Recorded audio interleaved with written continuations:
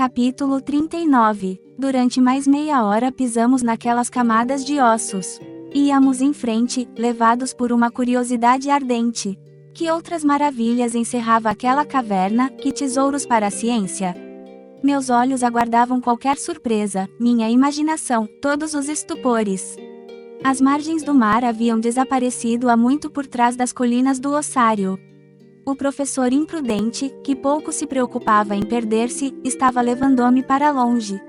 Avançávamos em silêncio, banhados pelas ondas elétricas. Por um fenômeno que não saberia explicar, e graças à sua difusão, então completa, a luz iluminava uniformemente as várias faces dos objetos. Seu centro não mais se situava em um ponto determinado do espaço e não produzia qualquer resquício de sombra. Parecíamos estar em pleno verão nas regiões equatoriais, sob os raios verticais do sol. Todo o vapor desaparecera. Os rochedos, as montanhas longínquas, algumas massas confusas de florestas distantes assumiam um aspecto estranho sob a distribuição uniforme do fluido luminoso. Parecíamos aquele personagem fantástico de Hoffmann que perdeu sua sombra. Após uma milha apareceram as margens de uma floresta imensa, mas não se tratava mais daqueles bosques de cogumelos das proximidades de Porto Grauben. Grandes palmeiras, de espécies hoje desaparecidas, soberbas palmacitas, pinheiros, teixos, ciprestes, tuias, representavam a família das coníferas e ligavam-se entre si por cipós inextrincáveis. Musgos e hepáticas atapetavam o solo. Alguns riachos murmuravam sob as sombras pouco dignas do nome, pois não produziam sombra. Às suas bordas cresciam fetos arborescentes semelhantes aos das serras quentes do globo habitado. No entanto, faltava cor àquelas árvores, aqueles arbustos, aquelas plantas, privadas do calor vivificante do sol, que confundia-se num tom uniforme, amarronzado e como que murcho. As folhas não tinham verdor, e as próprias flores, tão numerosas na era terciária que as viu nascer, então sem cores e sem perfume, pareciam feitas de um papel descolorido pela ação da atmosfera. Meu tio Lidenbrock aventurou-se naquela mata gigantesca. Segui-o, não sem uma certa apreensão, já que a natureza concedera à floresta toda a riqueza de uma alimentação vegetal, por que não abrigaria os temíveis mamíferos? Via naquelas clareiras amplas deixadas por árvores derrubadas ou corroídas pelo tempo, leguminosas, acerinhas, rubiáceas e 1000 arbustos comestíveis, caros aos ruminantes de todos os tempos. Depois apareciam, confundidas e misturadas, árvores de regiões bem diferentes da superfície do globo, o carvalho cruzando com a palmeira, o eucalipto australiano apoiando-se no pinheiro da Noruega, a bétula do norte confundindo seus ramos com os do cauri zelandês.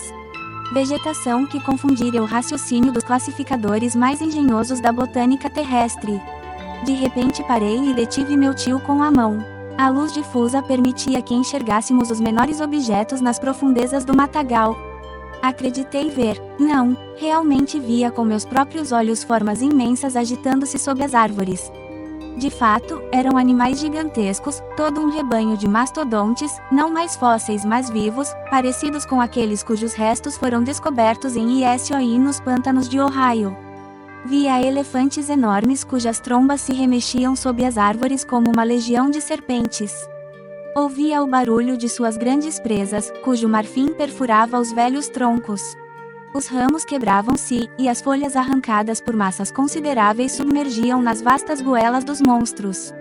O sonho em que vira renascer todo o mundo dos tempos anti-históricos, das eras terciária e quaternária, enfim realizava-se e nós estávamos ali, sozinhos, nas entranhas do lobo, à mercê de seus habitantes selvagens. Meu tio olhava. Vamos, disse de repente, pegando meu braço. Ande, ande. Não, exclamei, não. Não temos armas. O que faríamos no meio desse rebanho de quadrúpedes gigantescos? Venha, meu tio, venha. Nenhuma criatura humana pode enfrentar impunemente a cólera desses monstros. Nenhuma criatura humana, respondeu meu tio, abaixando a voz. Você está enganado, Axel. Olhe, lá longe. Parece que estou vendo um ser vivo. Um ser semelhante a nós. Um homem. Olhei, dando de ombros e decidido a levar a incredulidade a seus últimos limites. Mas por mais que não acreditasse, tive de curvar-me às evidências. De fato, a menos de um quarto de milha, apoiado no tronco de um enorme cauri, havia um ser humano, um proteu daquelas regiões subterrâneas, um novo filho de Netuno, pastoreando um rebanho imenso de mastodontes. Imanes pecoris custos, Imenior IPSE. Sim, Imenior IPSE. Não era mais o ser fóssil cujo cadáver descobriramos no ossário, era um gigante capaz de comandar esses monstros. Tinha mais de 12 pés de altura. Sua cabeça, do tamanho da de um búfalo, desaparecia nas brenhas de uma cabeleira descuidada. Uma verdadeira crina, semelhante à do elefante das primeiras eras. Brandia com a mão um galho enorme, cajado digno de um pastor antediluviano. Ficamos imóveis, estupefatos. Mas podíamos ser vistos. Tínhamos de fugir. Venha, venha, exclamava, arrastando meu tio que pela primeira vez, deixava-se conduzir. 15 minutos depois, estávamos fora do alcance do temível inimigo. E agora que penso naquilo com toda a tranquilidade, que minha mente se acalmou, que se passaram meses desde aquele encontro sobrenatural e estranho, o que devo pensar, no que devo acreditar? Não, é impossível. Nossos sentidos enganaram-se, nossos olhos não viram o que viram. Não existe qualquer criatura humana naquele mundo subterrestre.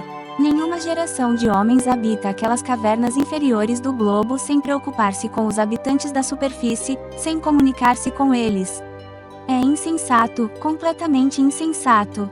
Prefiro admitir a existência de algum animal com estrutura semelhante à do homem, algum macaco das primeiras eras geológicas, algum protopiteco, algum mesopiteco parecido com aquele descoberto por Lartet na jazida de ossos de Sansan. Mas o que vimos ultrapassa em tamanho todas as medidas da paleontologia moderna. E daí, um macaco, sim, um macaco, por mais inverossímil que seja. Mas um homem vivo e, com ele, toda uma geração escondida nas entranhas da terra, nunca. Entre mentes, saíramos da floresta clara e luminosa, mudos de surpresa, esmagados por um estupor que beirava o embrutecimento. Involuntariamente corríamos. Era uma verdadeira fuga, semelhante às correrias aterrorizantes de certos pesadelos. Voltávamos instintivamente para o mar Lidenbrock, e não sei por que divagações minha mente teria sido dominada, não fosse uma preocupação que me trouxe de volta a observações mais práticas. Embora tivesse certeza de estar pisando em solo totalmente desconhecido para nós, via, por vezes, agrupamentos de rochedos cuja forma lembrava os de Porto Grauben, o que aliás confirmava a indicação da bússola e nossa volta involuntária para o norte do mar Lidenbrock. Dava, por vezes, para confundir-se. Riachos e cascatas caíam a centenas pelas saliências das rochas.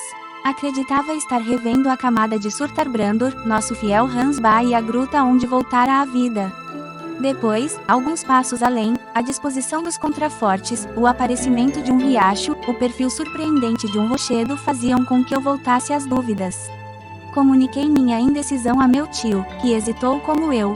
Não conseguia localizar-se naquele panorama uniforme. É claro, disse-lhe, que não abordamos em nosso ponto de partida, mas a tempestade levou-nos um pouco para cima, e seguindo a margem voltaremos a encontrar Porto Grauben. Nesse caso, respondeu meu tio, não vale a pena continuar a exploração, e o melhor que temos a fazer é voltar à jangada.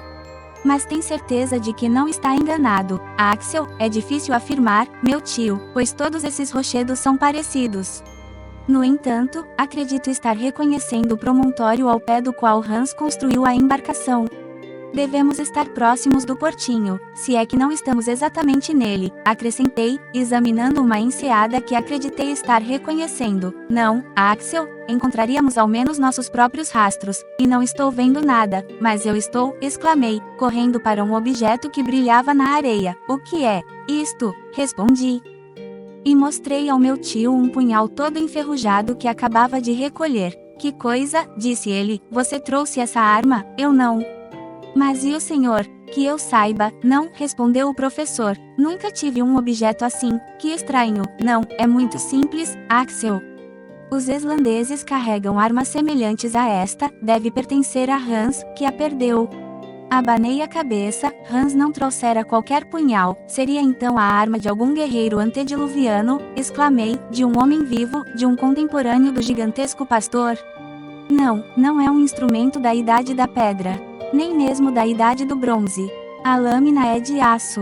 Meu tio deteve-me naquela nova divagação e disse-me num tom frio, acalme-se, Axel, e volte ao bom senso. Este punhal é uma arma do século XVI, uma verdadeira adaga, daquelas que os cavaleiros levavam à cintura para o golpe de misericórdia.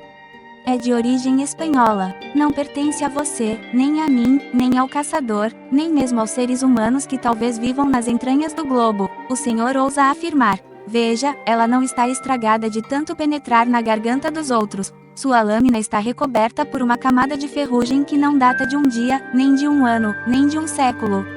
Como de hábito, o professor animava-se, deixando-se levar por sua imaginação. Axel, continuou, estamos prestes a fazer uma grande descoberta. Este punhal ficou abandonado na areia por 100, 200, 300 anos e foi estragado pelos rochedos do mar subterrâneo, mas não chegou aqui andando com as próprias pernas. Não se torceu sozinho. Alguém nos precedeu. Sim, um homem. E quem é esse homem? Esse homem gravou seu nome com este punhal. Esse homem quis marcar mais uma vez, com suas próprias mãos, o caminho para o centro.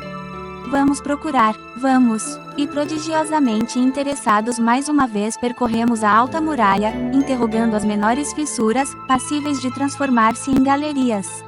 Chegamos assim a um local onde a margem se estreitava. O mar vinha quase banhar o pé dos contrafortes, deixando uma passagem de, no máximo, uma toesa de largura. Entre duas rochas que avançavam, via-se a entrada de um túnel escuro. Ali, numa placa de granito, apareciam duas letras misteriosas um tanto corroídas, as duas iniciais do ousado e fantástico viajante. A.S., exclamou meu tio, Arne Saknussemm. Sempre Arne Saknussemm. Obrigado por assistir o vídeo. Se está gostando desse audiolivro, não esqueça de se inscrever no canal, deixar o gostei nesse vídeo e ativar o sininho para não perder os próximos capítulos. Também compartilhe com alguém que vai gostar dessa história. Clique aqui para escutar o próximo.